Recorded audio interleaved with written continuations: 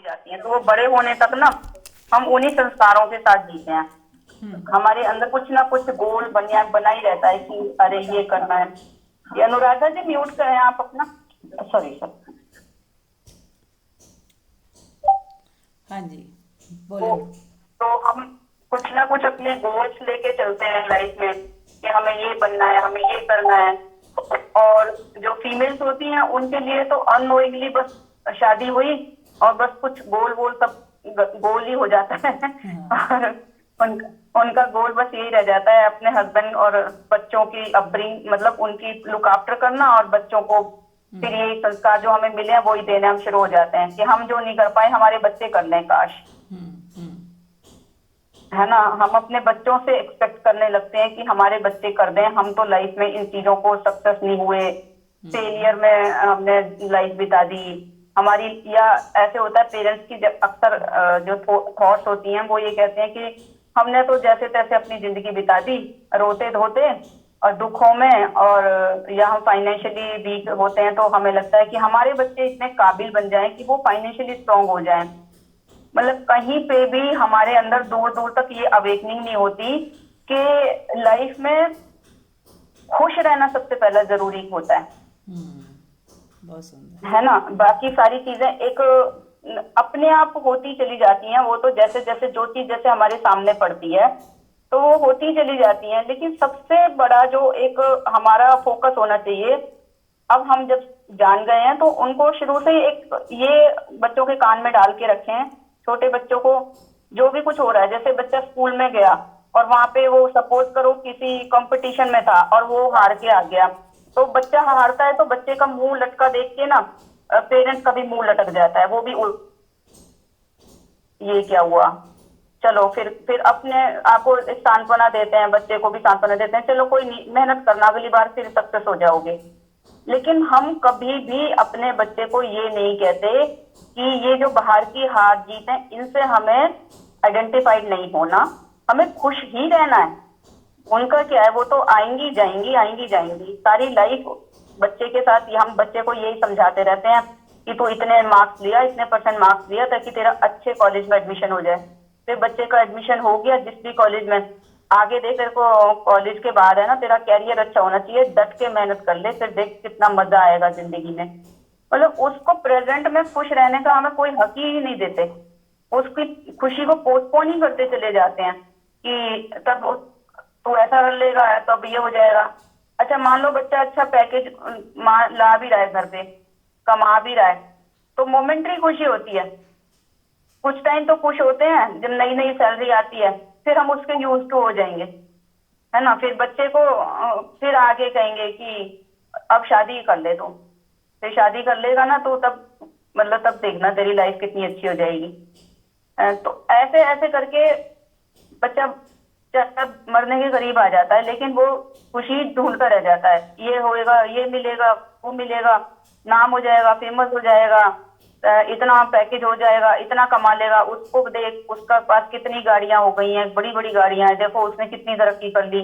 कभी कभी हम बच्चे को ये भी कह देते हैं देखो उसका बच्चा तो पढ़ा लिखा भी नहीं है फिर भी देख कितनी तरक्की की है, तो पढ़ लिख के भी बेकार हो गया। मतलब हम खुद ही अपने बच्चे की खुशी को छीनते जा रहे हैं, छीनते जा रहे हैं, क्योंकि हमें खुद नहीं पता कि खुशी है क्या। जब हमें ये समझ में आता है स्पिरिचुअलिटी में कि जो खुशी है वो किसी चीज की डिपेंडेंसी पे नहीं है, कुछ हमें अचीव होगा तो हम खुश होंगे। खुश होना हमारी टेंडेंसी है, हमारी ह्यूमन राइट है। हम नेचुरली खुश पैदा हुए हैं, बच्चा खुश पैदा होता है, उसको हम धीरे धीरे धीरे धीरे इतनी सारी चीजें पकड़ाते चले जाते हैं खुश होने के लिए। वो बेचारा कंफ्यूज ही रहता है सारी लाइफ, पता नहीं मैं कब खुश होऊंगा।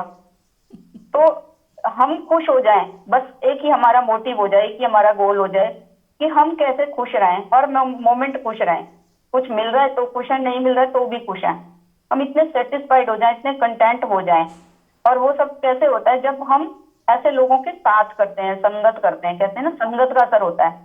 और 90% हम लोगों को देख रहे हैं कि हमारे चारों तरफ के लोग भाग रहे हैं भाग रहे हैं, ये पाना वो पाना, ये मिल जाए वो मिल जाए, इतनी शोहरत मिल जाए, इतना नाम हो जाए, इतना पैसा हो जाए, इतना बड़ा घर हो जाए।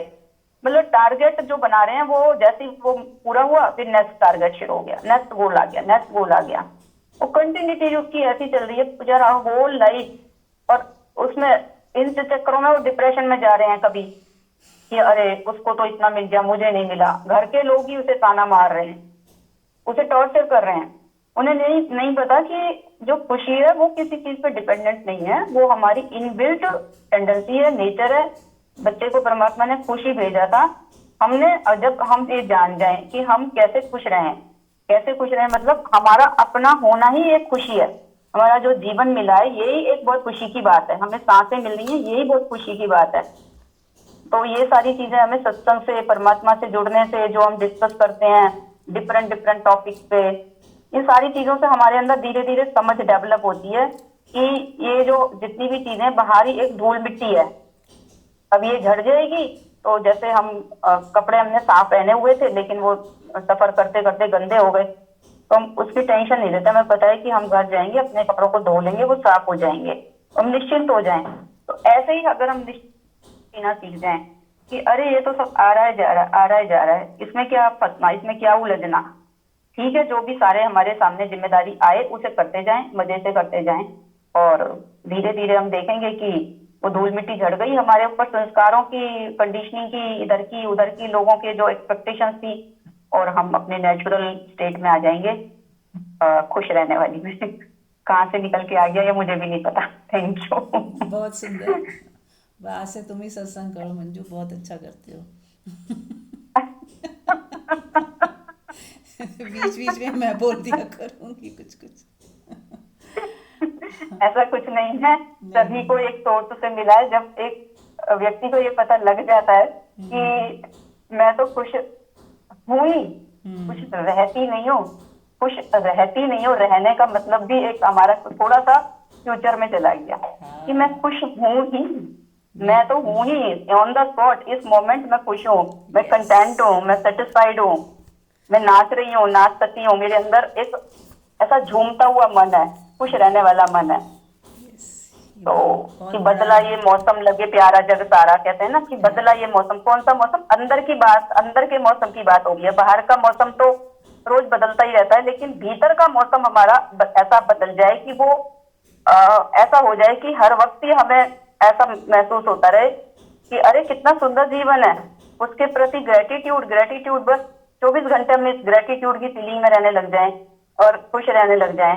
और समस्याएं तो हमें समस्याएं थोड़ी सी दिखेंगी थोड़ी ना, जैसे हमारा हम फ्लाइट में जा रहे हैं, तो तब तक हमें जमीन पे सारी चीजें जो भी हैं बड़ी बड़ी दिख रही हैं, तो वो फ्लाइट ऊपर स्काई में हो जाती है उड़ती जाती है, उड़ती जाती है, धीरे धीरे हम देखते हैं कि वो छोटी होती जा रही हैं, और छोटी और छोटी। एक टाइम ऐसे आएगा कि हम इतनी हाई पे पहुंच गए कि वो सारी चीजें हमें दिखनी ही बंद हो गई। तो यही है कि अब हम एक ऐसे टॉप लेवल पे आ जाए कि हमारा मन हमेशा ही खिला हुआ है, प्रसन्नचित्त है, फिर जो वो समस्याएं वो छोटी नहीं, वो एक दिन दिखनी भी बंद हो जाएंगी, ये लगेगा ये समस्या थोड़ी ना थी है, बिना बात की मैंने समस्या समझी हुई, सिचुएशन थी, आई चली जाएगी, उसमें क्या हो गया। यस। बहुत सुंदर। तो इसीलिए कहा जाता है कि जब तक हमें खुद का ज्ञान नहीं हो जाए तो हम बाहर देखते हैं। ये ऐसा ही है जैसे एक स्टोरी सुनाई जाती है कि एक भिखारी था और वो एक बॉक्स के ऊपर बैठ के भीख मांगता था। उस पर चादर बिछाई हुई थी, कोई बॉक्स उसको मिल गया था, उस पर ताला लगा हुआ था और वो सीट, उसने सोचा ऐसे ही टिका हुआ बॉक्स है, तो उसने उसी को अपना सीट बना लिया, वहीं बैठ के भीख मांगता। जब वो मरा तो किसी ने बोला कि ये, जब उसकी साफ सफाई हुई जगह की, तो उसने चादर उठा के, किसी ने देखा अरे ये तो ताला लगा हुआ कोई बॉक्स है, तो उसने, किसी ने ताला तोड़ा, देखा उसके अंदर खजाना था कुछ। तो वो जिंदगी भर उस खजाने के ऊपर ही बैठकर भीख मांगता रहा। तो कुछ ऐसा, ये बस एक कहानी इसलिए बताई जाती है, कुछ संदेश, उसका कोई मीनिंग मत निकालिए। एक संदेश है कि पहले से ही था उसके पास, लेकिन उसे बस पता नहीं था। यदि उसे पता होता कि मेरे पास ऑलरेडी है, मैं वहीं तो बैठ के भीख मांग रहा हूँ, तो वो मांगता ही ना भीख। उसकी सारी भिखारीपना और सारी उसकी जो भी कष्ट थे पैसा ना होने की वजह से, सब खत्म हो जाते, वो एक अच्छी ज़िंदगी जी लेता। लेकिन उसको पता नहीं था, बस इतनी बात थी, खजाना था पर उसे पता नहीं था। ऐसे ही हम पैदा हुए हैं सब कुछ वो लेके, जो हम दुनिया से मांगते रहते हैं भिखारियों की तरह। कोई प्रेम दे दे, कोई ध्यान दे दे मुझे, कोई अटेंशन दे दे, कोई बात कर ले, कोई ये कर दे, और डरे रहते हैं ये हो ना जाए, ये हो ना जाए। आपको परमात्मा ने पहले से ही इतना सुरक्षित पैदा किया है, क्योंकि आप मर ही नहीं सकते। और जो सुख शांति और आनंद की आप कामना दुनिया से करते हो वो ऑलरेडी आपके पास है। वो आपके आत्मा का गुण है, आपका स्वभाव है। लेकिन क्योंकि हमें पता ही नहीं है, और कोई बताता भी है तो भी हमें विश्वास नहीं होता, हमें लगता है अरे हम कहाँ, ये तो बस कोई कोई संत होते हैं, कोई कोई महावीर हुए, नानक हुए, ओशो हुए, उनको हो सकता है, लेकिन हम तो अभी बहुत ही पीछे हैं। तो होगा जब होगा, अभी तो हम दुखी हैं। तो वो दुखी को ज़्यादा, दुख होने को ज़्यादा रियल मानते हैं।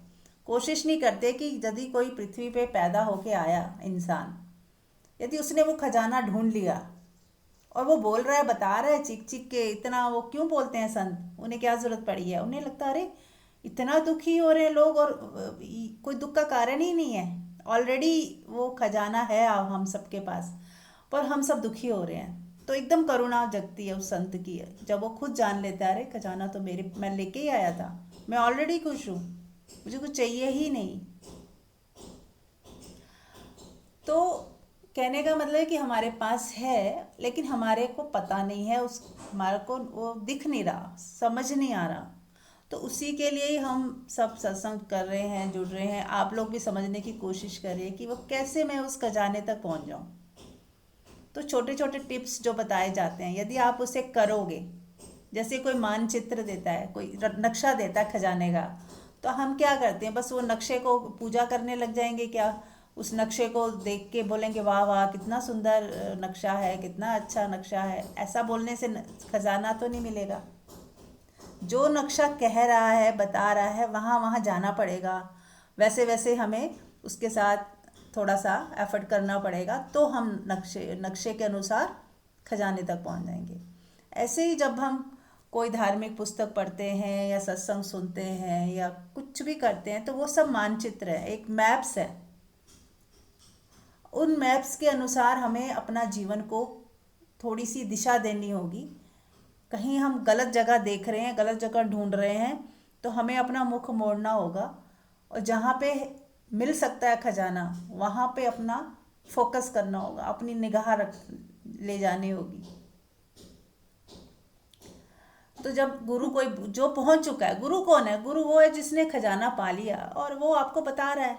वो गुरु कह लो, उसको मार्गदर्शक कह लो, कल्याण मित्र कह लो, उसका उतना रोल है कि वो आपको थोड़ा बता रहा है कि यहाँ नहीं है, यहाँ है। लेकिन जाना आपको पड़ेगा, खोजना तो आप ही को फिर भी पड़ेगा, निगाह तो आप ही को फेरनी पड़ेगी।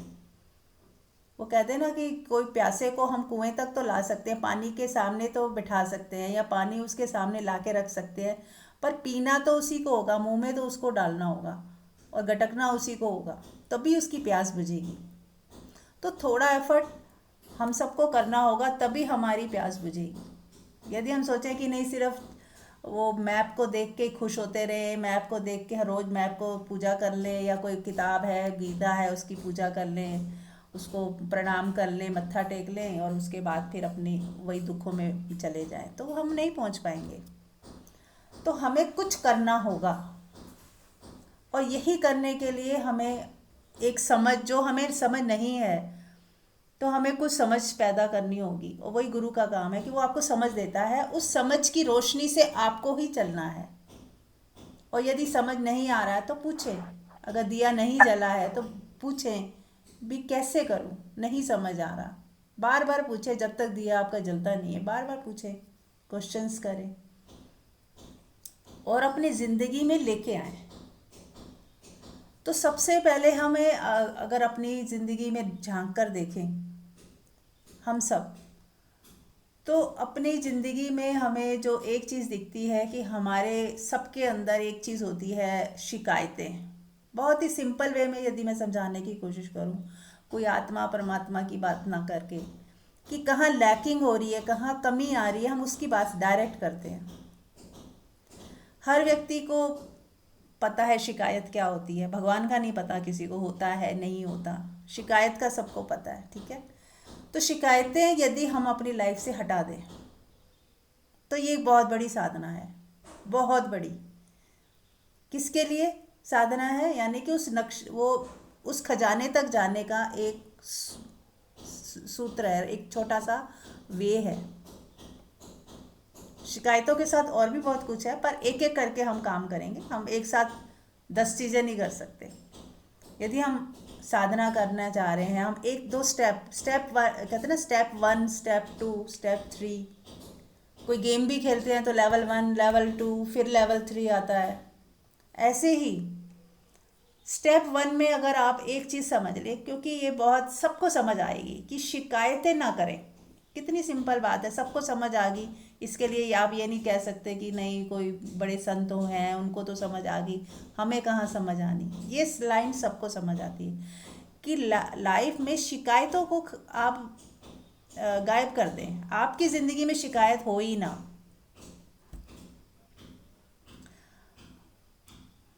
कंप्लेन ना हो, ब्लेम ना हो।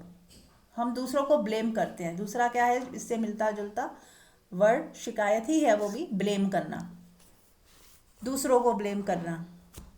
अपने आप को भी ब्लेम करते हैं, ऐसा नहीं कि खाली दूसरों को, अपने को भी। मेरी किस्मत खराब है, अरे मेरे से ये गलतियां हो गई, मेरे से वो गलतियां हो गई, अरे मैंने बहुत गलत कर दिया। मेरे अपने को भी कोसते हैं और दूसरों को भी ब्लेम करते हैं, इसकी वजह से हो गया, उसकी वजह से हो गया, इसने ऐसे नहीं किया होता तो ऐसा मेरे साथ नहीं होता। ये सब कथा कहानियाँ शिकायतों से ही निकली हैं।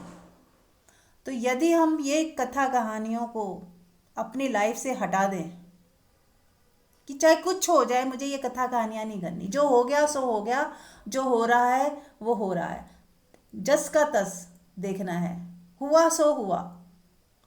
मैंने किया, उसने किया, किसी ने नहीं किया, परमात्मा ने किया कह लो, या हुआ, कुदरत ने करवाया ये भी कह सकते हो। कुदरत ऐसा ही करती है, उसका नियम है, कभी दुख देती है, कभी गलतियां कराती है, कभी अच्छाइयां कराती है, कभी बुराइयां कराती है, होता रहता है सब कुछ। लेकिन एक चीज मेरे हाथ में है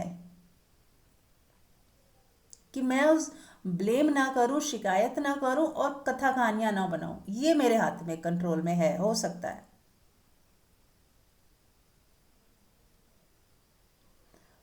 किसी से गिलास टूट गया, मान लो कांच का नया गिलास था, आपकी मेड से या आपके बच्चे से, किसी से भी टूटा हो। अब आपके हाथ में क्या ये नहीं है कि आप उसको डांटो या ना डांटो, ये आपके हाथ में है कि नहीं? ये चॉइस होती है कि नहीं हमेशा? आप प्यार से उस चीज़ को बोलो कि अरे बेटा आपको लगी तो नहीं, या फिर आप ये कह सकते हो अरे दिखाई नहीं देता, अंधे हो क्या, इतना महंगा गिलास तोड़ दिया। तो इन दोनों में से आप क्या बोलो, ये आपके हाथ में है या नहीं? हाँ, कोई बहुत बेहोश होगा, उसके हाथ में भी ये भी नहीं होगा, क्योंकि वो बेहोशी में अगर उसकी आदत ही है शिकायत करने की, कंप्लेन करने की, गंदे तरीके से ही बोलने की, तो वो क्या वैसा ही रिएक्ट करेगा। उसको कहते हैं रिएक्शन। बेहोशी में, जो बेहोशी में किया जाता है उसे रिएक्शन बोलते हैं। उसके पास चॉइस है ही नहीं, वो कुछ देखेगा गलत ही बोलेगा, ब्लेम ही करेगा। इसको ही कहते हैं ये इंसान बेहोश है, जागा हुआ नहीं है। लेकिन यदि वो जाग जाए, यानी कि वो अभ्यास करे, अभी तो नहीं है लेकिन उसके अंदर से ये बात आएगी, यार नहीं मुझे अपने को बदलना है, ये मैं क्या एकदम से आपा खो देता हूँ या गंदे तरीके से बोलता हूँ। यदि उसको थोड़ा सा होश आने लगे, वो इसीलिए कहा जाता है गुरु कृपा या परमात्मा की कृपा से ये चीज़ आने लगती है किसी व्यक्ति के अंदर, किसी किसी व्यक्ति के अंदर, तो वो अपने आप को देख पाता है कि अरे मैंने तो ये क्या बोलता रहता हूँ, कैसे नेगेटिव बोलता हूँ, हर वक्त नेगेटिव सोचता हूँ, हर समय गुस्सा ही निकल आता है मेरे भीतर से। तब यदि उसने ये देखा, खुद के अंदर झांक के देख लिया, तो ये कौन देख पाएगा? जो थोड़ा सा जगने लगा, जो थोड़ा उसके अंदर पहले जितनी आंख खुली थी उससे थोड़ी और खुल गई, तो ही उसने देखा, मैच्योरिटी आई, थोड़ी सी निगाह पड़ी खुद के ऊपर। तो वो देखता है तो सोचता है कि अरे मुझे अब थोड़ा मुझे चेंज होना है, नहीं मुझे ऐसा नहीं करना, बस इतना उसका निर्णय है कि उसकी लाइफ पूरी बदल सकती है। फिर वो उसको कुदरत जो है, म्यूट कर लीजिए संध्या जी।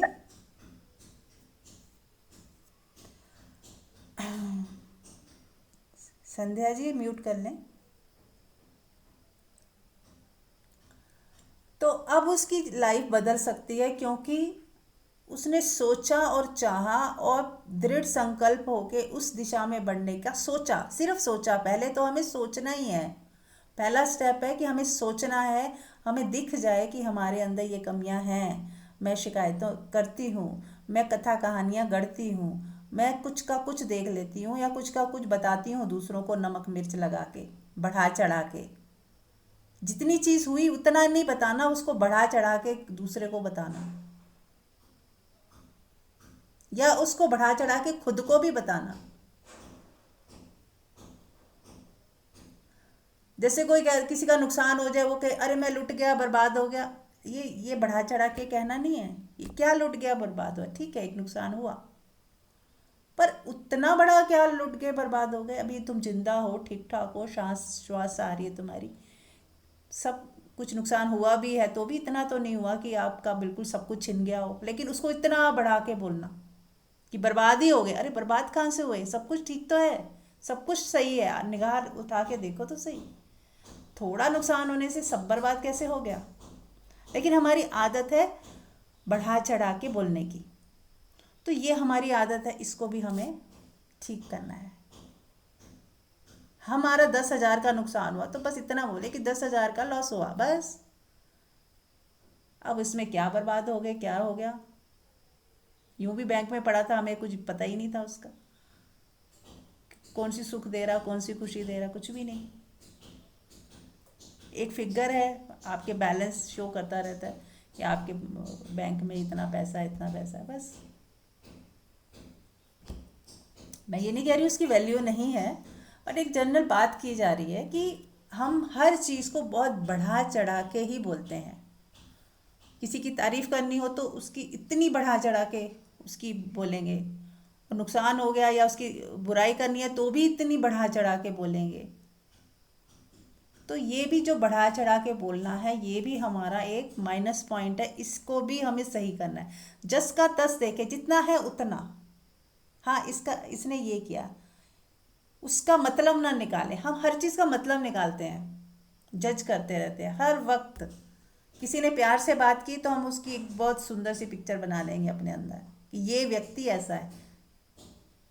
हम जानते नहीं है उस व्यक्ति को, पर उसने एक जरा सी 2 मिनट में कुछ ऐसा बोल दिया, या कोई हमें गिफ्ट दे दिया, हमारे प्यार से कुछ कर दिया, हमारा कोई काम कर दिया, तो हम उसकी एक बहुत सुंदर पिक्चर, छवि बना लेते हैं, छवियों में जीते हैं हम। या फिर उसने 1-2 मिनट कुछ ऐसा कर दिया जो हमें पसंद नहीं आया, कुछ बोल दिया, उसके मुंह से कुछ ऐसा निकल गया और मुझे पसंद नहीं आया, तो मैंने एक छवि बना ली उसकी कि ये बिल्कुल ख़राब इंसान है। आज के बाद मैंने इससे ना तो मिलना है, ना बुलाना है, ना वो आ भी गया तो उसको एंटरटेन नहीं करना। तो हमने क्या किया, एक जरा सी देर में उसकी एक पूरी पिक्चर बना दी। सोचिए तो कुछ पल में हम क्या ही किसी की पिक्चर छवि बना सकते हैं। लेकिन हाँ, मैं ये नहीं कह रही हूँ कि आपको सावधान नहीं होना, कोई गलत इंसान है आपको दिख रहा है तो आपको सावधानी बरतनी है। लेकिन एक छवियां जो हम बना लेते हैं, पूरा व्यक्ति ही ऐसा ही है ऐसा सोच लेते हैं, उसको रिजेक्ट कर देते हैं किसी एक की एक आदत से, पूरा व्यक्ति को रिजेक्ट कर देते हैं। हो सकता है उसकी एक आदत गलत हो, पूरा व्यक्ति गलत ना हो, उसमें 100 अच्छाइयाँ भी हों लेकिन 2-4 बुराइयाँ भी हों, लेकिन आपने सिर्फ बुराई देखी और रिजेक्ट कर दिया, या आपने उसकी सिर्फ अच्छाई देखी और उसकी बुराइयों पे ध्यान ही नहीं दिया, आप क्योंकि आप इतने बेहोश हो गए, उसकी अच्छाइयों का पर्दा आपकी आंखों में इतना पड़ गया कि आपको दिख ही नहीं रहा कि उसके अंदर कुछ बुराइयां भी हैं, जिससे आपको सावधान भी रहना है। क्योंकि हम अपने ऊपर क्या है, चश्मे पे चश्मा पहनते रहते हैं, अपने अंदर छवियां बनाते रहते हैं।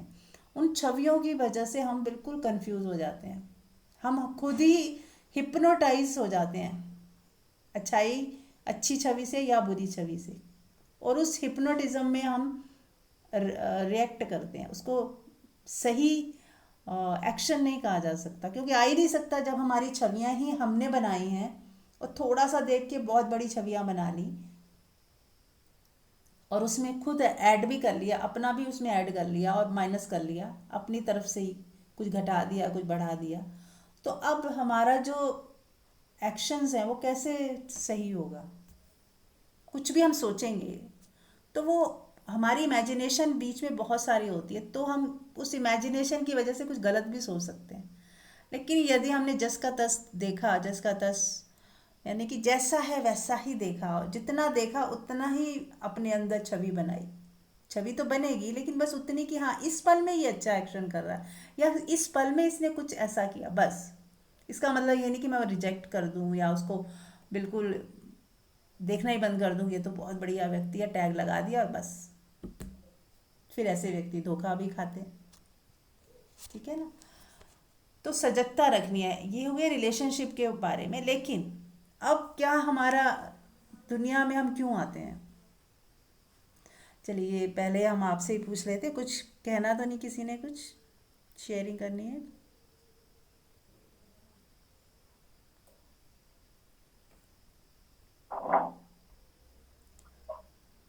संध्या जी आप म्यूट कर लीजिए, आपका अनम्यूट हो रखा है।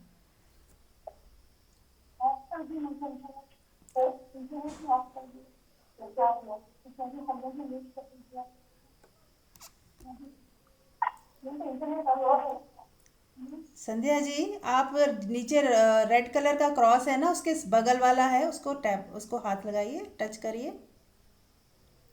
सबसे नीचे रेड क्रॉस दिख रहा है, उसके बगल वाला टच करेंगे म्यूट हो जाएगा।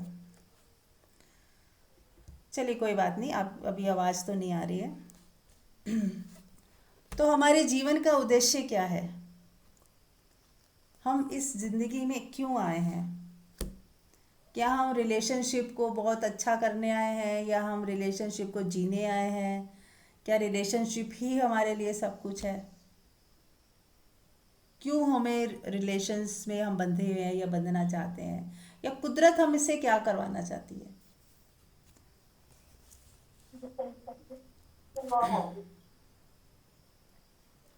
तो कुदरत जो हमें ना, हम हमारे लिए क्यों लोग होते हैं, फैमिली होती है, लोग होते हैं आसपास, और वो हमें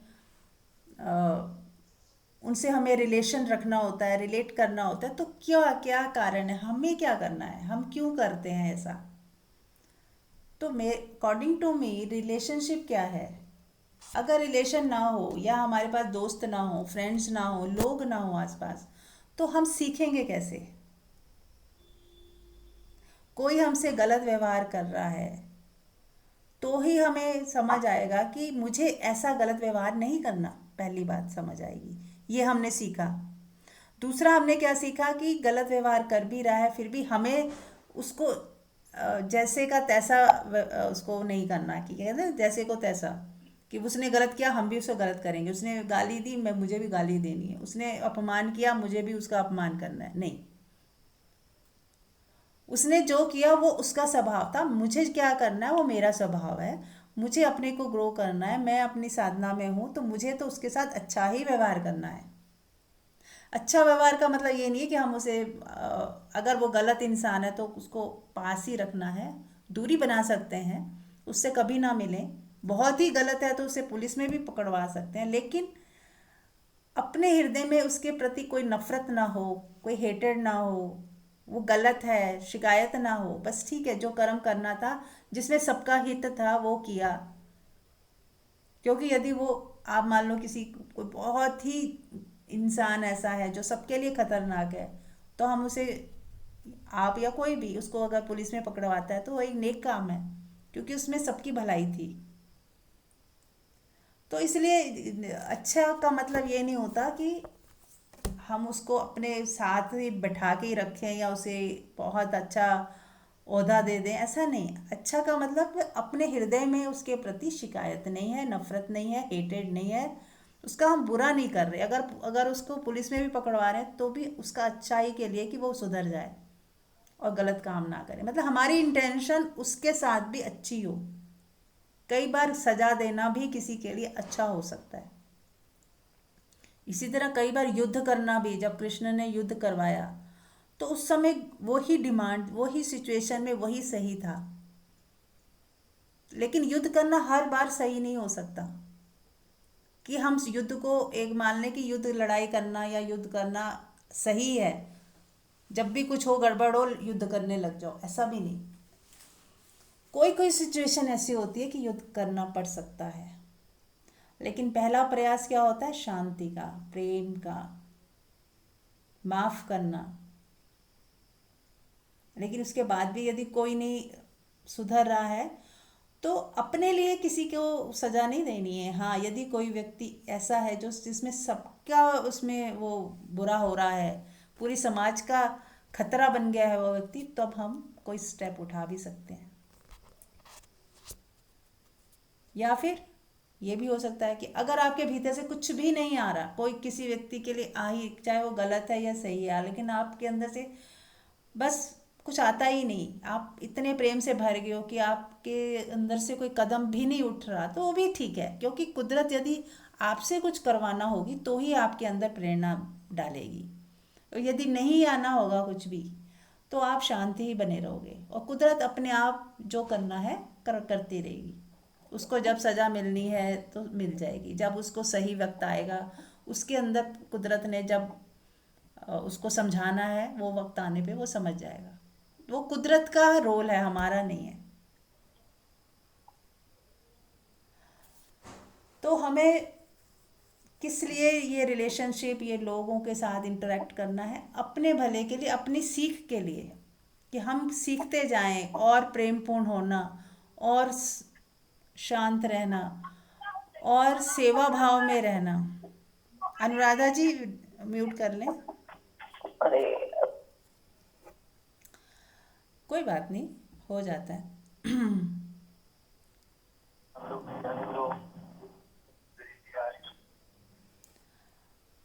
तो लोग यदि नहीं हो, मान लो कोई व्यक्ति जंगल में चला जाता है एकांत में, तो उसको सहयोग मिलता है, ऐसा नहीं है कि नहीं मिलता। एकांत में रह के वो अपने आप को देखे, अपने विचारों को देखे, अपने अंदर की जो भी बीमारियां हैं उसकी जो उसको देखे, वॉच करे।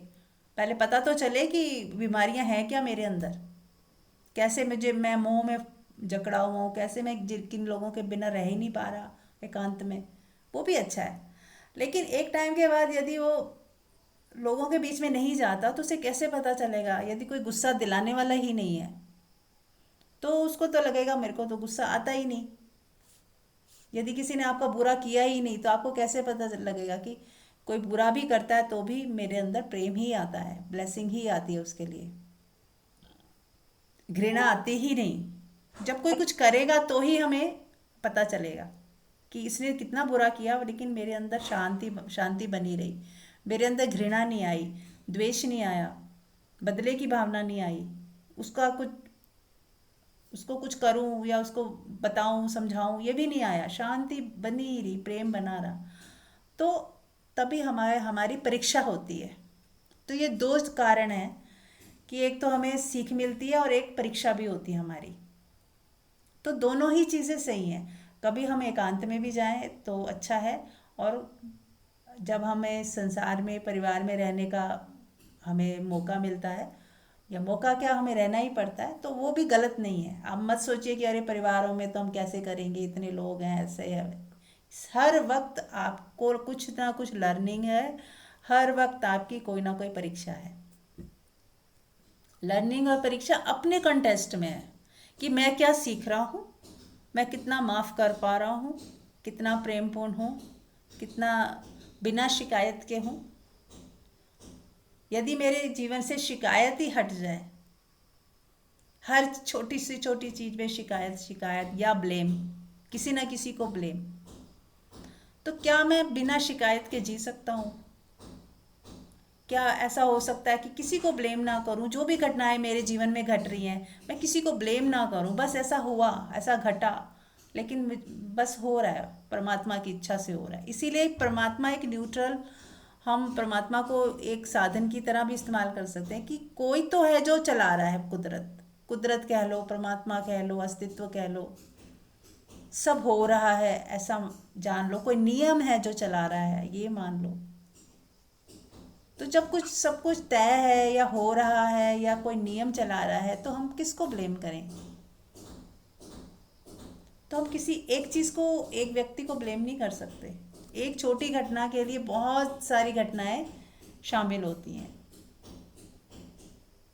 तो हो अच्छा यही है कि हम किसी को ब्लेम ना करें, सीखते जाएं, माफ़ भी करते जाएं, ज़रूरत पड़ने पे एक्शन भी लें, लेकिन अपनी ग्रो करें, अपने को ग्रो ग्रो होता हुआ देखें कि यस मेरे अंदर ग्रोथ हो रही। कंपैरिजन करना है तो किसके साथ करना है? खुद के साथ। हमें ना तो बुद्ध के जैसा होना है, ना महावीर जैसा होना है, हमें अपने जैसा होना है। अपने खुद के जैसा हो जाइए आप।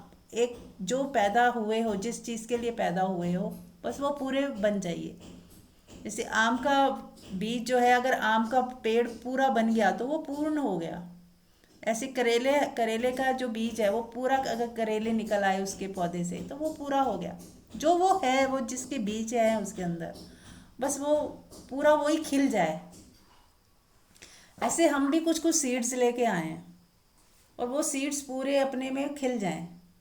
तो हमें किसी के नकल नहीं करनी, कंपैरिजन नहीं करना, किसी को देख के वैसा ही बनने की कोशिश नहीं करनी, क्योंकि हर व्यक्ति यूनिक है। आपको आपके जैसे हो जाना है बस। आप जैसे हो आप वैसे हो जाओ, पूरे पूर्णता में खिल जाओ। यदि आपके अंदर कविता लिखने का गुण है, मान लो आप पूरे अच्छे से अच्छे कवि बन जाओ। अगर आप अच्छे कारपेंटर हो सकते हो तो आप अच्छे कारपेंटर हो जाओ। आप घर को अच्छा सजा सकते हो तो उसी में और आगे बढ़ो। वही बीज है आपके अंदर। कोई खाना बनाने में निपुण होता है, उसके अंदर वो बीज है तो वो और अच्छा खाना बना सकता है, लेकिन सेवा भाव में, मैंने बनाया करके नहीं कि बस कुदरत बनवा रही है। मेरे अंदर वही सीड्स हैं। किसी को सेवा करनी अच्छी लगती है, मज़ा आता है, तो वो सेवा भाव को ही अपना वो बना सकता है। अच्छे अच्छे मसाज सीख सकता है, एक्यूप्रेशर सीख सकता है, लोगों की सेवा कर सकता है। तो अपने गुणों को पहचानिए। अपने गुण ही हमारे सीड्स हैं कि मेरे अंदर क्या है ऐसा जिसको करने में मुझे बहुत आनंद आता है, मज़ा आता है। वही वही है आपके अंदर बीज। बस उसी में और निखार लाइए।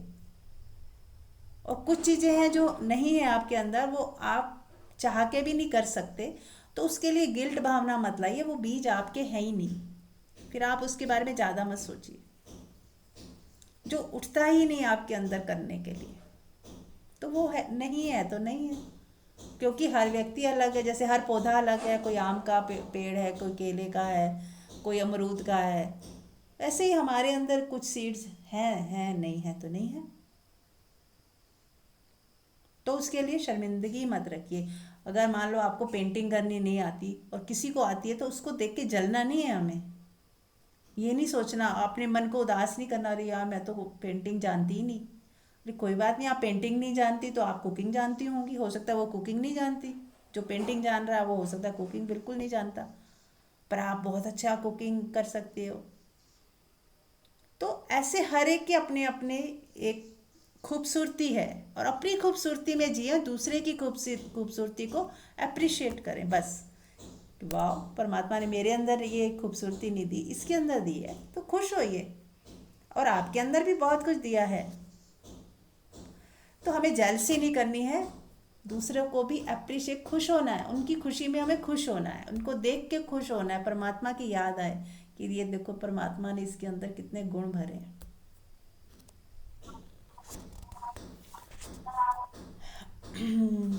कुछ पूछना है किसी को? सुप्रिया जी, आपकी आवाज़ नहीं आई आज। सुन रहे हैं आप? प्रणाम। जी जी बिल्कुल सुन रही हूँ मैं। ओके। नहीं, आप बहुत अच्छे से समझा रहे हैं। मुझे भी वही लगता है कि हम बह जाते हैं आराम से इमोशंस में। और आप बिल्कुल ठीक कह रहे थे, बहुत चीजें बढ़ा चढ़ा देते हैं, इतनी बात होती नहीं है जितनी कर देते हैं।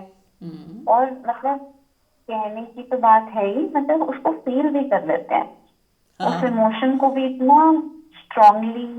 पर थैंकफुली मीरा जी बेटर हो रहे हैं, ओके। बेटर हो रहे हैं, और होते जाएंगे। So with you we are all together. Yes, we all so thank you. Together. Okay, thank you. चलिए, तो हम लोग फिर मेडिटेशन कर लेते हैं।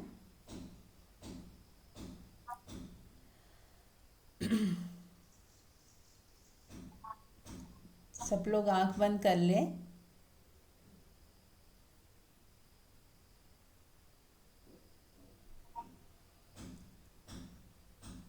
अपनी आती जाती श्वास को देखें।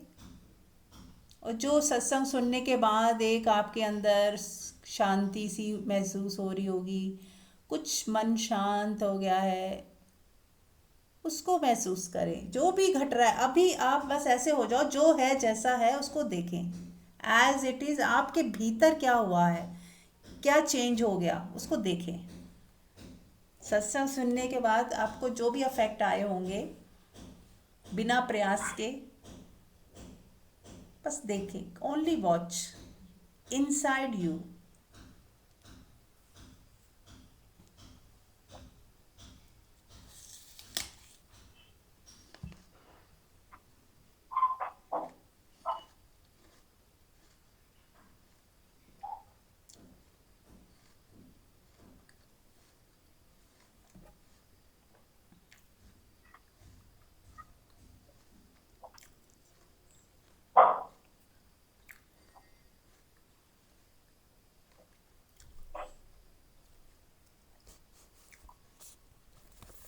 देखें, वॉच करें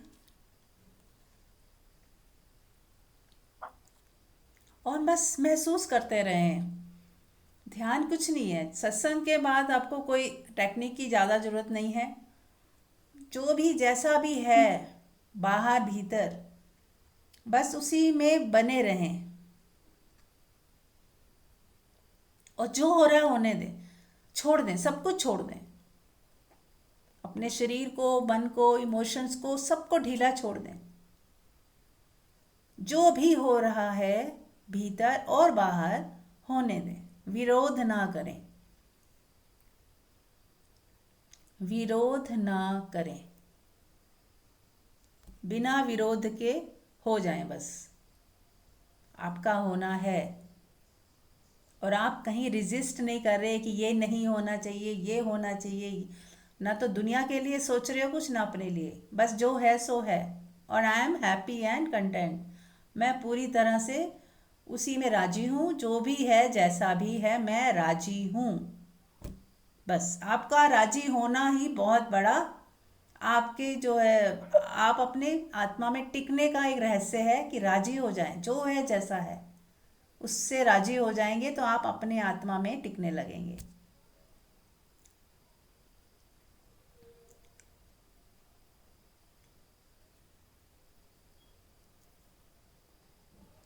जो है जैसा है उसी में राजी हो जाएं।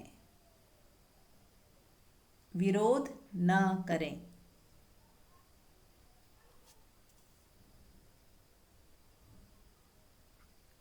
और यदि विरोध उठता है तो हर समय चेक करें कि कहाँ से उठता है। मेरे ही अंदर एक एनर्जी उठती है विरोध के रूप में। वही एनर्जी प्रेम में भी तब्दील हो सकती है। एनर्जी सेम है। मैं चाहूँ तो उससे विरोध करूँ, मैं चाहूँ तो उसी से प्रेम करूँ, या मैं उसी से माफ़ कर दूँ। एक ही एनर्जी है जिसको हम डिफरेंट डिफरेंट यूज़ करते हैं।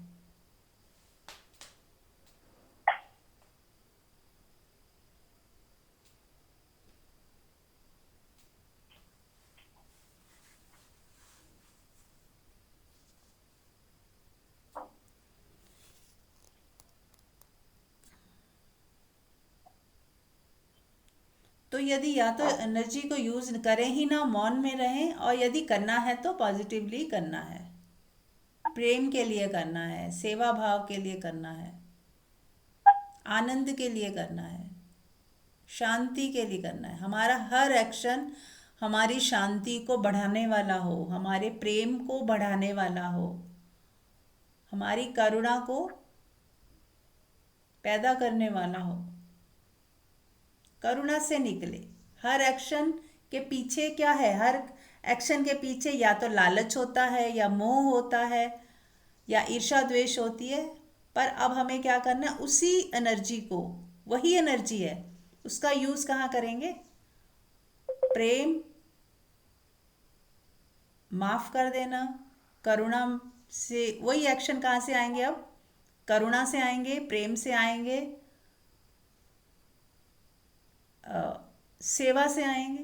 मतलब उसके फाउंडेशन में होगा सेवा भाव, प्रेम, किसी का कल्याण हो, कल्याण करने की भावना, किसी की मदद करने की भावना, उस भावना से प्रेरित होकर कोई एक्शन आए, कि मैं किसी की मदद कर दूं तो एक्शन आए, मैं किसी के लिए उपयोगी हो जाऊं, वहां से एक्शन आए, मैं किसी को माफ कर पाऊं, वहां से एक्शन आए, कि मेरा इस एक्शन करने से घर में शांति बनी रहेगी, तो वहां से एक्शन आए, शांति की तरफ बढ़ता हुआ हमारा एक्शन हो, प्रेम की तरफ बढ़ता हुआ एक्शन हो।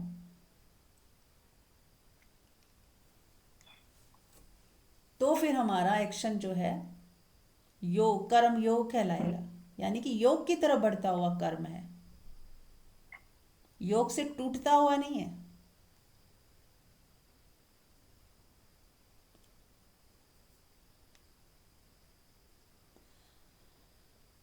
तो बस बने रहें इसी अवस्था में जितनी देर चाहें, और ऐसे हो जाएं बस कि मैं हूं ही नहीं, आपको ऐसे लगेगा कि मैं हूं ही नहीं, अपने ही भीतर शांत, मौन, जैसे सब कुछ रुक गया हो, ठहर गया हो, शांत हो गया हो, कोई हलचल नहीं, कुछ नहीं, और आप इसी शांति में, सुकून में मिटते जा रहे हो, मिटते जा रहे हो, आपका होना मिट गया, केवल शांति ही बची है, आपका होना पूरी तरह से मिट गया, केवल प्रेम ही बचा है, आपका होना पूरी तरह से मिट गया, केवल आनंद ही बचा है, और एक अनहद नाद की आवाज़ आपको सुनाई दे रही है। आप जैसे ही मिट जाते हो, अनहद नाद प्रकट हो जाता है, और आपको एक साउंड सुनाई देता है कानों में। वो कानों से भी नहीं सुनाई देता, बस वो अपने आप में ही सुनाई दे रहा है। बस उसको सुनते रहें और अपने होने में टिके रहें। महसूस करें क्या हो रहा है, देखते रहे, जागे हुए देखते रहना है, होश पूर्वक देखते रहना है।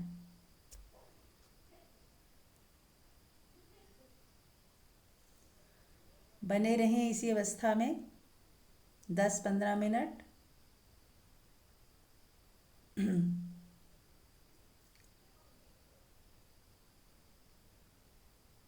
जो लोग शवासन में लेटना चाहें शवासन में लेट जाएं, और बिल्कुल ऐसे मृतक के समान होके लेटे रहें, 10-15 मिनट लेटे रहें, और महसूस करें कि जो ये अनहद नाद है, ये जो सुकून है, शांति है, जो परमात्मा है, मैं उसे डायरेक्ट महसूस कर रही हूँ, और उससे मेरा शरीर भी स्वस्थ हो रहा है, मेरे चक्रास स्ट्रांग हो रहे हैं, मैं हेल्दी हो रही हूँ, शांत हो रही हूँ, सुकून में हो गई हूँ, और अस्तित्व के साथ लयबद्ध हो गई हूँ। अब मैं अस्तित्व से कनेक्ट हो गई हूँ, ऐसा महसूस करते रहें और लेटे रहें, बने रहें 10-15 मिनट इसी अवस्था में। Thank you so much.